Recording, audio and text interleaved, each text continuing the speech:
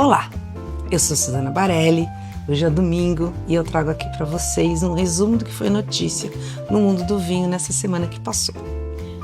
E essa semana eu começo com um texto com Alejandro Vigil e Adriana Catena sobre o projeto deles na Argentina. Eu vou falar muito da Wines of Chile, eu vou falar de uma degustação de África do Sul, dos 7 anos da Vista, e de notícia internacional eu vou falar de um incêndio e da volta da filoxera. Eu começo falando do texto que subiu ontem, sábado, na Levant Filosofia, lá no Estadão. Para quem tem acesso à versão online, o texto está maior porque tem a íntegra da entrevista. E o assunto é uma conversa bem legal que eu tive com Alejandro Vigil, que é o principal enólogo da Catena, e que também tem o seu projeto próprio, que é o El Inimigo, que ele faz em sociedade com a Adriana Catena, que é a filha mais nova do Nicolás Catena. O El Inimigo é um sucesso de venda, de brasileiro adora, e não só o brasileiro, Estados Unidos é o maior mercado para eles, e eles começaram agora a vender aqui no Brasil pela Mistral um projeto que eles têm na Espanha e que se chama El Reventon. Por enquanto chegam no Brasil 2 vinhos, o total são 5, elaborados com a garnacha de vinhas velhas, vinhedos pequenos e vinhas velhas. É um vinho que eu achei muito interessante.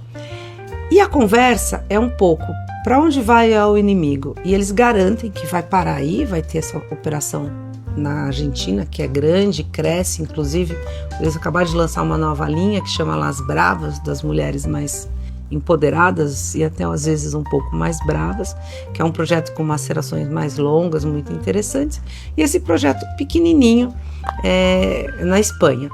E o Vigil até fala assim, não, vamos parar por aí, mas não descarta se aparecer alguma coisa em Jerez que pode ser interessante para eles.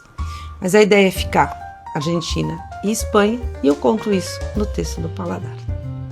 A semana começou com uma degustação bem interessante, foram 15, 17 vinhos, não lembro direito, lá na Uva. A Uva, no caso, a importadora de vinhos e não a produtora de vinhos, que a gente tem aqui no Brasil essa duplicidade, vamos dizer assim. Lembrando só que a vinícola é com 2 Vs, que fica lá em Mucugê, na Bahia. Bom, a Uva aqui com sede em São Paulo, é uma importadora, traz vinhos de diversos países e eu comecei a semana provando África do Sul. Gostei bastante, principalmente do foco nos brancos, tem Chenans bem interessantes, Chenin Blanc, que é a grande vocação do país, mas também tinha outras variedades brancas que eu gostei. E o que eu gostei mais ainda é de quase não teve pinotagem. Na verdade não teve nenhum 100% pinotagem, que é uma uva tinta da África do Sul.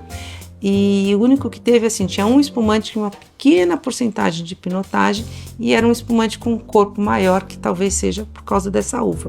Mas eu acho muito legal essa proposta de conhecer a África do Sul com as suas variedades brancas e com a tinta e sem o foco nessa pinotagem, que é uma variedade desenvolvida para o país. Outra degustação bem legal que eu participei foi da Zuccardi. A Zuccardi é uma vinícola que eu acompanho a história há bastante tempo lá na Argentina e foi a primeira vez que a segunda geração, que é o José Alberto Zuccardi, e a terceira geração, aí pelo Sebastián Zuccardi, vieram juntos ao Brasil. E o mais curioso é que eles vieram ao Brasil para participar de uma degustação de vinhos brancos. A gente nunca lembra de Argentina como um lugar de vinhos brancos, eu até comentei isso na CBN, mas o foco foi mostrar exatamente na Zuccardi, aí a vinícola que eles têm no Vale de Uco, que é lá perto da Cordilheira dos Andes, que tem toda aquela preocupação com a altitude, com incidência solar na altitude, com solo, com subsolo, que é mais calcário, que é menos calcário, e falar de vinhos brancos nesse terroir que a gente está muito acostumado, que é um terroir de Malbec, de Cabernet Franc, por exemplo. Zuccardi tem feito brancos muito legais, não é a única vinícola que tem feito brancos que tem me surpreendido ali no Vale do Uco, e a gente provou brancos elaborados com a Semillon, coisas bem interessantes para prestar atenção, com Chardonnay, que provavelmente vai ser a grande uva da Argentina, pelo que a gente tem provado recentemente, ali no Vale do Uco eles conseguem fazer um Chardonnay muito mais fresco e com uma tensão na boca que me interessa muito, e tinha também um Alvarinho. Então fica aqui a dica, vamos aproveitar vinhos argentinos, quando a gente pensa de argentino, não precisa pensar na Torrontés, que é aquela variedade identificada com eles, que dá um vinho mais floral, mais doce, de aromas mais intensos, mas também dá uma chance para essas uvas brancas mais internacionais, vamos dizer assim, que tem feito vinhos muito legais, não apenas no Zuccardi, mas a degustação, com Sebas explicando a questão do solo calcário, a complexidade, a tensão do vinho, foi muito interessante. Agora eu trago o que para mim foi a melhor e a maior notícia da semana, foi uma degustação, aliás foram 2 masterclass do seminário Wines of Chile. Todos os anos a Wines of Chile faz um evento grande em São Paulo, uma grande degustação com masterclass, e esse ano eles me convidaram para ser apresentadora dessas 2 masterclass.